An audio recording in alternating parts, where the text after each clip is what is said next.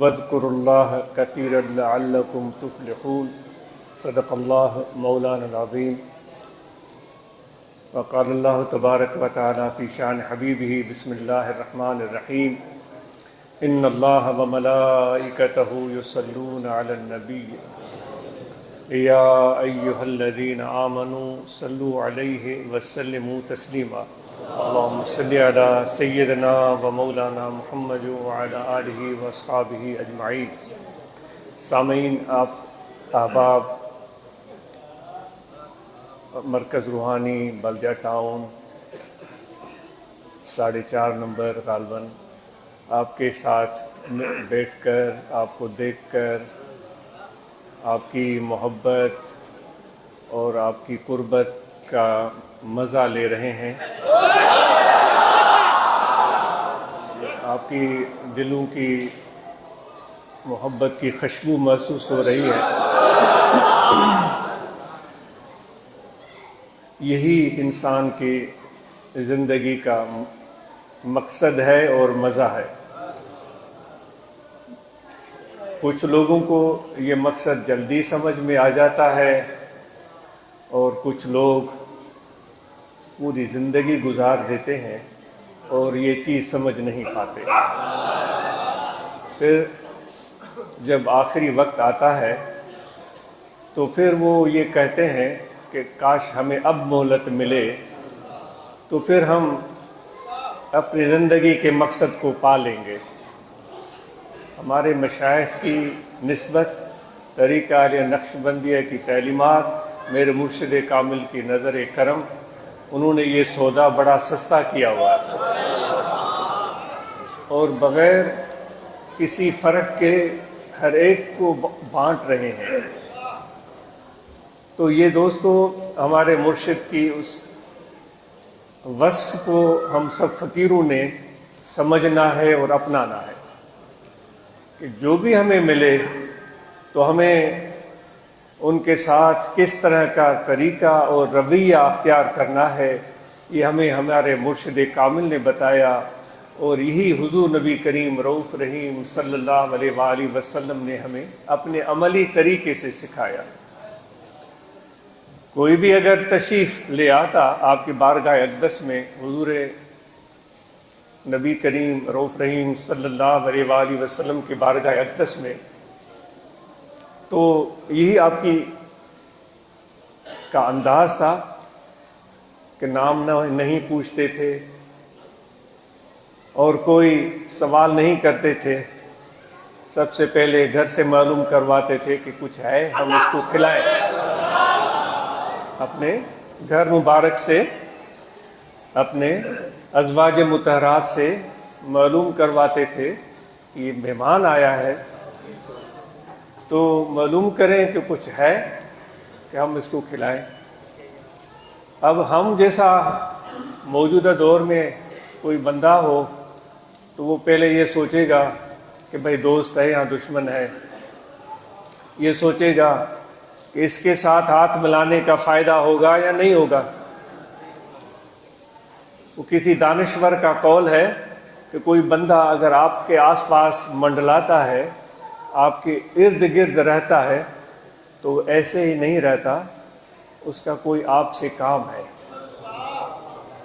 آج کی زندگی بالکل اسی طرح ہے۔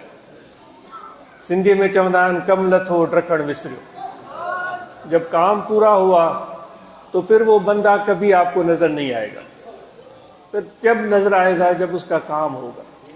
حضور علیہ الصلوۃ والسلام اپنے گھر مبارک سے پوچھواتے تھے کہ کچھ ہے جو ہم اس مہمان کو پیش کریں۔ کیا بات ہو رہی ہے کہ ہمارے مرشد کی کیا وصف ہے اور ہمارے آقا و مولا حضرت صلی اللہ علیہ وآلہ وسلم کی کیا مزاج ہے اور کیا پسند ہے، وہ بات ہو رہی ہے۔ پھر اگر کبھی موجود ہوتا تو وہ چیز آ جاتی، مہمان کو کھلا دیتے۔ بلکہ بعض اوقات تو آپ اپنے ہاتھ سے اس کا بستر سجاتے تھے، اس کو دودھ بھی پیش کرتے تھے، اس کو نہانے کے لیے پانی بھی پیش کرتے تھے۔ اگر گھر سے یہ جواب آتا کہ گھر میں کوئی ایسی چیز میسر نہیں ہے تو پھر آپ اپنے دوستوں سے پوچھتے تھے کہ آپ میں سے کوئی ہے جو ہمارے اس مہمان کو، ہمارے اس دوست کو اپنے گھر لے جائے اور اس کی رات میزبانی کرے۔ تو دوستو، آپ اور ہم نے یہ چیزیں سیکھنی ہے اپنے مرشد کامل کی صحبت اور ان کی نسبت سے۔ اور فقیر اکثر یہ درگاہ شریف پر بیت پڑھتے تھے، ہم بچپن سے سنتے آئے، پوچھے کی نہ نالو پوچھے کی نہ پاڑو نہ کی ذات نالو، اچے جو امید سارے ونجے کی نہ پالو۔ میرے مرشد ایسے ہیں، وہ فقیر اپنے شعر میں کہتے تھے کہ نہ ذات پوچھتے ہیں نہ نام پوچھتے ہیں، اور جو امید لے کر آتا ہے تو وہ کبھی بھی نا امید نہیں جاتا، وہ جھولیاں بھر کے جاتا ہے۔ تو اس لیے دوستو، ہم اور آپ نے اپنی نیت کو ٹھیک کرنا ہے۔ ہم یہاں جو جمع ہوئے ہیں وہ اللہ تعالیٰ کے ذکر اور اس کی یاد کے لیے جمع ہوئے ہیں، اور وہ ذکر ہمیں مرشد نے سکھایا ہے۔ وہ ذکر بڑا سہل ہے، بس اپنے دل کے توجہ کو اپنے محبوب حقیقی کی یاد میں ہمیشہ صرف رکھنا ہے۔ قرآن مجید میں اللہ تعالیٰ فرماتا ہے، جب تم نماز ادا کر چکے ہو فانتشروا فی الارض، پھر زمین میں پھیل جاؤ، وابتغوا من فضل اللہ، اور پھر میرے فضل کو تلاش کرو، اور واذکروا اللہ کثیرا لعلکم تفلحون، اور اس دوران میرا ذکر بھی کرتے چلے جاؤ تاکہ تمہیں کامیابی حاصل ہو۔ تو ہم اور آپ نے ہر سانس میں، ہر آن میں، ہر لمحے میں اللہ تعالیٰ کا ذکر کرنا ہے۔ تو وہ ذکر کیا ہے؟ وہ ذکر یہ ہے کہ یہاں دل ہے، اس دل میں ہمیشہ توجہ رکھنا ہے، کہ خیال رکھنا ہے۔ خواتین بھی جس طرح دوستوں نے بتایا کہ وہ سماعت فرما رہی ہیں، تو ان کی خدمت میں بھی یہی گزارش ہے کہ مرد ہوں یا خواتین ہوں، ہم سب نے اللہ تعالیٰ کا ذکر کرنا ہے، اور ذکر کا طریقہ یہ ہے کہ یہ دل ہے، توجہ رہے، اللہ اللہ اللہ اللہ اللہ۔ یہ خفی ذکر ہے، یہ طریقہ نقش بندیہ کا ذکر ہے، اور یہ بڑا سہل ذکر ہے۔ اس میں کوئی محنت مجاہدہ نہیں، صرف توجہ سے ہوتا ہے۔ جو سانس ہم اندر لیں اللہ، جو سانس باہر نکالیں اللہ، ہر سانس میں، ہر آن میں، ہر لمحے میں، جہاں تک ہم سے ممکن ہو سکے۔ کبھی غفلت بھی آ جاتی ہے، لیکن آپ نے اور ہم نے مایوس نہیں ہونا ہے۔ کبھی انسان کی نفس اور انسان کی فطرت اور جبلت اپنے اوپر غالب آتی ہوئی محسوس ہوتی ہے، تو اس موقع پر وہ انسان محسوس کرتا ہے کہ بھئی یہاں تو میں کیسے بیٹھا ہوں، میری دال تو نہیں گلے گی۔ کبھی بھی نہیں میرے دوست، ہم نے کبھی بھی یہ نہیں سوچنا ہے، خواتین اور مردوں نے یہ نہیں سوچنا ہے۔ ہم نے اپنے اس تعلق والی تار کو جوڑے رکھنا ہے، بس یہ ہم فقیروں کا کام ہے، اس تعلق کو جوڑے رکھنا ہے، اس رشتے کو قائم رکھنا ہے۔ کچھ بھی ہو جائے، گناہ گار ہیں تو بھی ہمیں قائم رکھنا ہے، ہم بہت زیادہ بدکار ہیں تو بھی ہم نے قائم رکھنا ہے، ہمیں بہت زیادہ پیار مل رہا ہے اس وقت بھی قائم رکھنا ہے، ہمیں پیار نہیں مل رہا ہے اس وقت بھی قائم رکھنا ہے۔ بلک پیار تو کچھ ہمیں تو غصہ نظر آ رہا ہے کہ ہم پر ناراضگی ہے، تب بھی قائم رکھنا ہے۔ بلک ہمیں یہ نظر آ رہا ہے کہ ہمیں غصہ تو ہے، لیکن ہمیں یہاں بیٹھنا بھی پسند، ہماری موجودگی بھی پسند نہیں ہے، تب بھی ہم نے قائم رکھنا ہے۔ بلک دوستو یقین کریں، یہ میں اپنے آپ سے باتیں کر رہا ہوں، آپ کو سمجھ میں آئے، میں اپنے آپ کو کہہ رہا ہوں، سمجھ میں آئے تو قبول کر لیں، سمجھ میں نہ آئے تو لاکھوں عقل مند لوگ بیٹھے ہیں، بڑے سمجھدار لوگ بیٹھے ہیں، آپ جا سکتے ہیں۔ یہ سمجھ میں آنا شروع ہو جائے کہ ہماری موجودگی بھی گوارا نہیں ہے، تب بھی قائم رکھنا ہے۔ بلکہ یہ محسوس ہو کہ موجودگی تو گوارا نہیں ہے، بلکہ ہمیں دھکے دیے جا رہے ہیں، تب بھی قائم رکھنا ہے، تب بھی قائم رکھنا ہے۔ بلکہ یہ محسوس ہو کہ دروازے ہمارے لیے بند کر دیے گئے ہیں، تب بھی قائم رکھنا۔ یہ دیکھنے میں آئے کہ دروازے کو تالا لگا دیا گیا ہے، تب بھی قائم رکھنا۔ تو آپ اندازہ کریں کہ اس طریقت میں کتنا صبر اور کتنا حوصلہ اور کتنی بڑی ہمت چاہیے۔ کہاں ہم کہ ہم یہ توقع کرتے ہیں کہ ہمارے لیے جب ہم آئیں تو ہمارے لیے تو قالین بچھائے جائیں، ہمارے لیے تو پھول نچھاور کیے جائیں، ہمیں تو ہار پہنائے جائیں، ہم تو یہ توقع لگائے بیٹھے ہیں۔ تو آپ کو کیا کہا جا رہا ہے؟ دھکے دینے والی بات کہی جا رہی ہے، دروازے بند کرنے والی بات کی جا رہی ہے، تالا لگا دینے کی بات کی جا رہی ہے، اس وقت بھی تعلق قائم رکھنے کی بات ہو رہی ہے۔ ٹٹول کے دیکھیں بھائی، اپنے اندر ہمت ہے، اتنا حوصلہ ہے، اتنا جذبہ ہے، یہ کوئی اتنی آسان بات نہیں ہے دوست۔ جب تعلق قائم رہے گا تو پھر جو ہمارے کھینچنے والے شتروان ہیں، ہماری نکیل جن کے ہاتھ میں ہے، پھر وہ مڑ کر یہ نہیں دیکھیں گے کہ جو پیچھے ہمارے آ رہا ہے اس کے عمل اچھے ہیں یا گندے ہیں۔ وہ اپنے آپ کی نکیل کو ہاتھ میں لیے اپنا سفر جاری رکھیں گے۔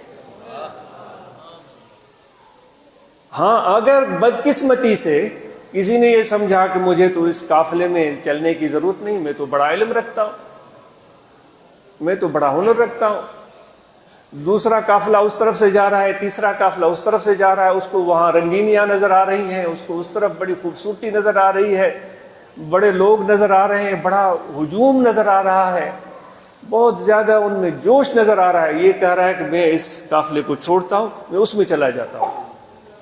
اس کی مرضی ہے، کبھی بھی اس چیز میں آپ کو روکا نہیں جائے گا۔ لیکن اس قافلے میں اگر چلیں گے تو وہ جو طریقہ ہے، جس کو طریقت ہم بولتے ہیں، جو تعلیمات ہیں، جو دستور العمل ہے، ہمیں اس کے مطابق چلنا پڑے گا۔ تو اس نظم و ضبط میں ہمیں چلنا ہے۔ پھر وہ اس اونٹ کی طرح کہ اس اونٹ اس قافلے کی اس لمبی قطار میں چلنے والے اونٹ کچھ ایسے ہوتے ہیں جن پر جو ہے وہ ہیرے جواہرات لدے ہوئے ہوتے ہیں۔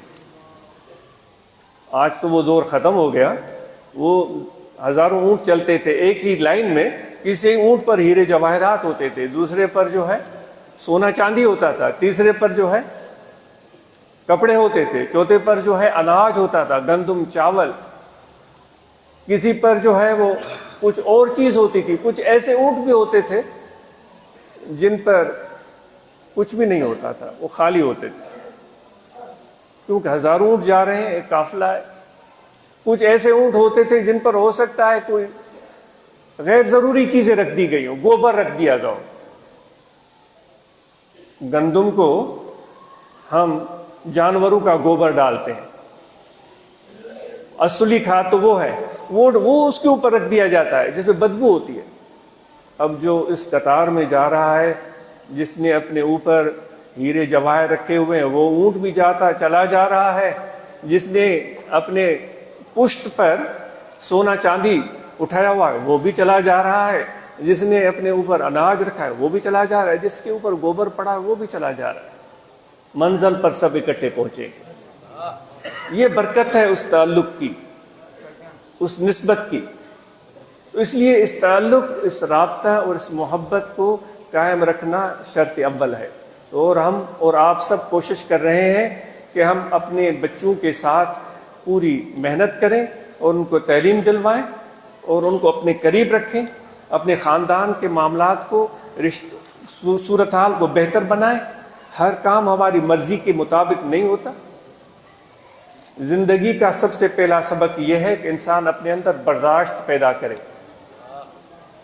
اب دیکھیں، یہ مسجد کا کام ہو رہا ہے، اب اس دیوار پر تو ٹائل نہیں لگے ہوئے ہیں، لیکن ہم بیٹھے ہوئے ہیں، ہم نماز پڑھ رہے ہیں۔ دوست نے بتایا کہ نیچے بھی ٹائل نہیں لگے ہوئے ہیں، بیٹھے ہوئے ہیں۔ یہ ہم قبول کر رہے ہیں اس چیز کو۔ اگر لگے ہوئے ہوتے تب بھی بیٹھے ہوئے ہوتے، تو گھروں میں بھی جب میاں بیوی کے آپس میں تعلقات ہوتے ہیں، یہ ضرور نہیں کہ ہر چیز میری مزاج اور مذاق اور مرضی کے مطابق ہو، اس کو برداشت کرنا پڑتا ہے، جس کو بردباری بولا جاتا ہے، جس کو اللہ تعالیٰ پسند کرتا ہے۔ حضور علیہ السلام کی یہ خصوصیت تھی، تو اس لیے ہمیشہ اپنی مرضی کے مطابق کام کرنے کی ہمارے اندر فکر نہیں ہونی چاہیے۔ ہم دیکھیں اللہ تعالیٰ کی مرضی کیا ہے، جو اس نے ہمارے اندر یہ تعلق میاں بیوی کا جوڑا ہے تو اس میں حکمتیں ہیں، اس کے اندر خوشیاں ڈھونڈے، اس میں محبتیں ڈھونڈے، اس میں پیار ڈھونڈے، تو بچوں پر اچھے اثرات مرتب ہوں گے۔ اور پھر اس کے ساتھ اپنی معاش کو مضبوط بنانے کے لیے مجھے پتہ چلا تھا کہ یہاں ٹمبر مارکیٹ ہے، ہمارے بہت سارے دوست بہترین کام کرتے ہیں، یہ ہم گھر میں بیٹھ کر اس پر گفتگو کرتے ہیں، بڑی مسرت ہوتی ہے کہ یہاں ہمارے دوست ٹمبر مارکیٹ میں یا اور بازاروں میں اپنے کاروبار میں اتنے آگے بڑھے ہیں کہ پہلے وہ خود کہیں ملازمت کرتے تھے، اب ان کی اپنی دکانیں، اب لوگ ان کے پاس ملازمت کر رہے ہیں۔ یہ آپ کی محنت کی وجہ سے ہے، یہ ہمارے مرشد کامل کی نظریں اور تعلیمات اور نسبت کی وجہ سے۔ آج اس کی دعا ہے کہ آپ کی یہ کاروبار میں اتنی برکت ہو کہ ایک تو کیا بلکہ 20 آپ کے پاس اگر لوگ کام کریں تو ان کے گھر میں بھی برکت ہو، جو آپ کے پاس کام کرتے ہیں ان کے گھروں میں بھی برکت ہو، ان کے رزق میں بھی کشادگی ہو، کیونکہ اللہ تعالیٰ فرماتا ہے وَابْتَغُوا مِن فَضْلِ اللَّهِ، پھر نکلو اور ڈھونڈو اور کام کرو اور کوشش کرو، دست بکار دل بیار، ہاتھ کار کی طرف اور دل یار کی طرف۔ تو کاروبار کی طرف آپ دوستوں نے پورا توجہ رکھنا ہے، اور رمضان المبارک کا مہینہ آ رہا ہے اور ہم اور آپ پوری تیاری کریں کہ ہم رمضان شریف کا پورا احترام کریں، روزے رکھیں، اور مرد خواہ خواتین اللہ تعالیٰ کا ذکر کریں، نماز دل کے حضور، خشوع خضوع اور محبت سے ادا کریں، غفلت سے ہماری نماز نہ ہو، بھلی نماز مختصر ہو لیکن حضور قلب کے ساتھ ہو، اتنی توجہ اور یکسوئی ہو کہ جیسے کہ ہم خدا کی بارگاہ میں موجود ہیں۔ تو یہ یکسوئی ہمیں اللہ تعالیٰ کے ذکر سے حاصل ہوگی، مرشد کامل کے توجہ سے حاصل ہوگی، ورنہ تو پھر اٹھک بیٹھک ہوتی ہے اور کچھ بھی نہیں ہوتا۔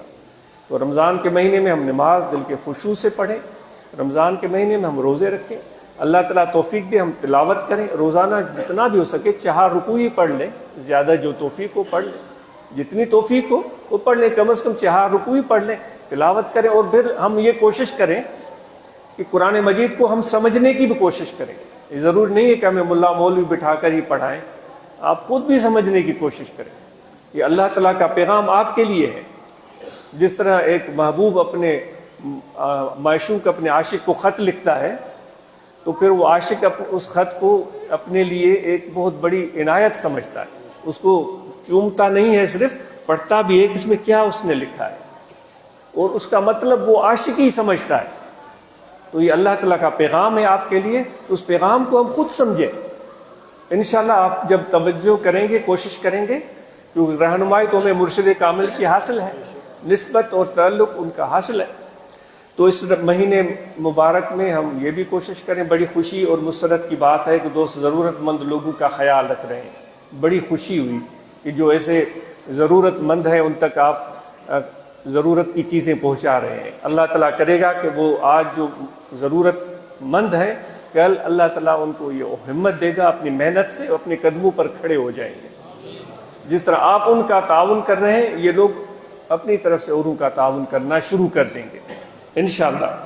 اور جس طرح دوستوں نے بتایا کہ ہم نے شجرکاری بھی کی ہے، تو یہ ہم سب اپنے گھروں میں کچھ درخت لگا سکتے ہیں تو اچھا ہے، پودے لگائیں، لیکن یہ خدا کی بہت خوبصورت چیزیں ہیں جو زمین سے اللہ تعالیٰ نے اگائی ہیں، اور جب جنت کی باتیں ہوتی ہیں تو اس میں بھی یہی باتیں ہوتی ہیں کہ بھائی درخت ہوں گے، پودے ہوں گے، پھول ہوں گے، یہی آپ سنتے ہیں۔ تو یہ خدا کی طرف سے بہت بڑی ایک عظیم چیزیں ہیں، تو گھر میں جو بھی ہو سکے آپ رکھیں، ان کو سنبھالیں، ان کو پانی لگائیں، ان کو پیار دیں، ان کو جس طرح ہم اور لوگوں کو اور چیزوں کو اہمیت دیتے ہیں، یہ خدا کی ان زمین کی پیداوار، یہ درخت، یہ پودے، یہ پھول، ان کو بھی ہم پیار دیں۔ تو ہمارے اندر یہ جذبہ ضرور ہونا چاہیے۔ رمضان کے مہینے میں آپ شب بیداری کا بھی اہتمام کر سکتے ہیں، سب دوست مل بیٹھیں، جتنی توفیق ہو۔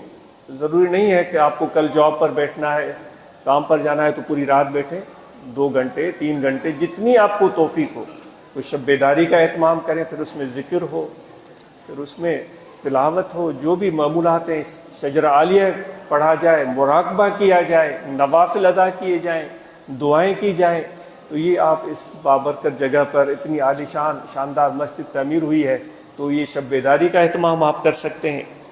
اور جماعت اسلامی المسلمین کی رپورٹ سن کر بڑی مسرت ہوئی، انہوں نے 26 برانچز کے قریب بتائیں کیاماڑی میں، اور امید ہے کہ یہ دوست ان برانچز کو فعال بنائیں گے، مثالی بنائیں گے۔ آپ کو پہلے پتہ ہے کہ مثالی برانچز کیا ہوتی ہیں۔ بڑی خوشی ہوئی کہ یہاں مدرسہ ہے، ہمارے بچے اور بچیاں قرآن مجید کی تعلیم حاصل کر رہے ہیں، اور بڑی یہ بھی مسرت ہوئی کہ قرآن مجید کی تجوید بھی سکھائی جاتی ہے۔ الحمدللہ یہ ایسا مضبوط اور مستحکم کام ہو کہ ہم سب جو ہیں وہ تجوید کے بنیادی ضروریات وہ سیکھ لیں۔ وہ بہت آسان ہے، اتنی کوئی مشکل اور کٹھن چیز نہیں ہے، اور پڑھانے والوں کو بھی چاہیے کہ مختصر وقت میں ان کو جلدی سے جلدی بنیادی چیزیں سکھا کر فارغ کر دیں، ان کو کھینچے نہیں، 3 مہینے 6 مہینے کھینچتے رہیں، تو اس کے بجائے اس کام کو آپ آسان کریں۔ انشاءاللہ نصاب تیار کیا جائے گا مختصر رمضان کے حوالے سے، آپ دوستوں تک امید ہے کہ پہنچ جائے گا، جس میں بنیادی معلومات ہوگی رمضان، نماز، عبادات کے حوالے سے، تو اس کو ضرور آپ زیر مطالعہ رکھیں۔ اور نونہال کی بھی برانچز یہاں قائم ہیں، جو بڑی خوشی اور مسرت کی بات ہے کہ یہ بلدیہ ٹاؤن والے چھوٹے بچوں کی تنظیم بھی قائم کر رہے ہیں، اور بڑی مسرت ہوئی کہ خواتین کی بھی انہوں نے برانچز قائم کی ہوئی ہیں۔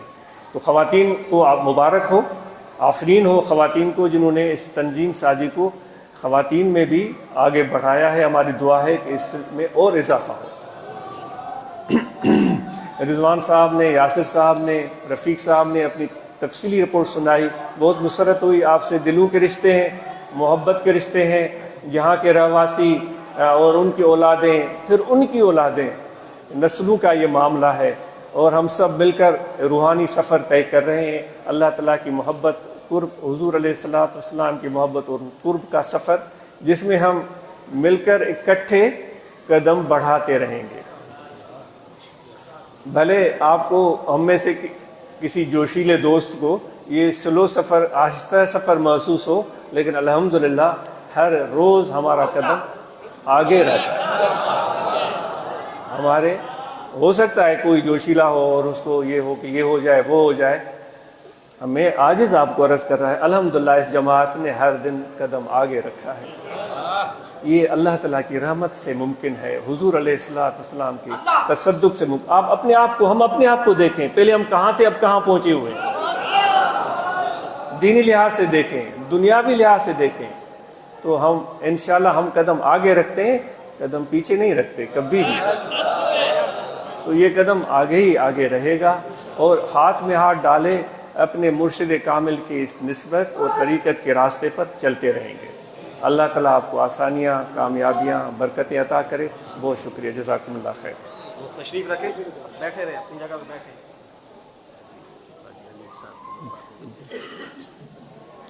حاجی آپ سب کو معلوم ہے کہ حاجی حنیف صاحب کی ایکسیڈنٹ میں وفات ہو گئی تھی، ان کے بچے موجود ہیں، آگے آ جائیں۔